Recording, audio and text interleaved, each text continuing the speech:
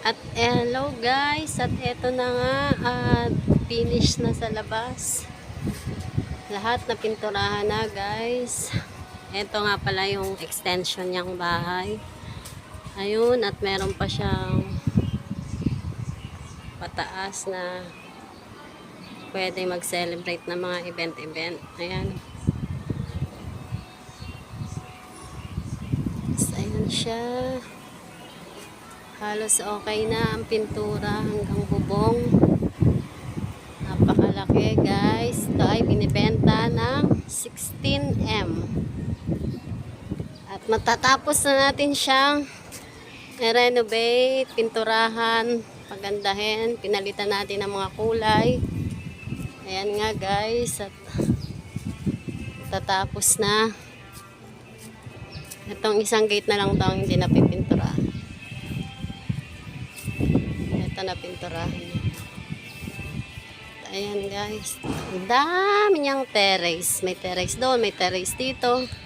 Papalibutan siya ng terrace. Ayan, diba guys? Ang ganda.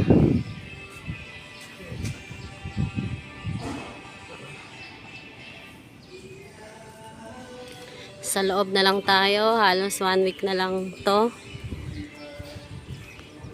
At una-unahan na lang kung sino ang makabili. Ay, nako, gandang bahay. Kung ako lang may pera, binili ko na talaga to. Kaso wala akong pera. Ayan, oh. Laki-laking bahay. Ayan, guys. Mansyon, eh.